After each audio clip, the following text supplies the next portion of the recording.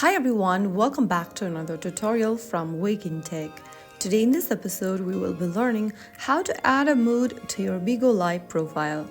In Bigo Live profile, if you want to add a mood, then this feature helps you express your current feeling, style, or personality so your followers can connect with you better.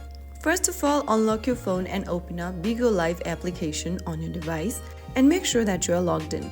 From the home page of Bigo Live, go ahead and tap on the Me button at the bottom right corner. From the Me menu, tap on your profile picture at the top. You'll then come across this interface where you can tap on the little plus button right next to your gender icon, and you can then go ahead and select your mood. Pick any mood that represents you, for example, if you are relaxed, happy, proud, tired, or so on. I'm just going to select happy here. Once tapping on one of the moods, you can tap on the cross icon in the pop-up and you will see that you've selected your mood. Your profile will now display your mood for all followers to see. And that's how you successfully add a mood to your Bigo Live profile. If this video helped you, don't forget to like, share, and subscribe to our channel.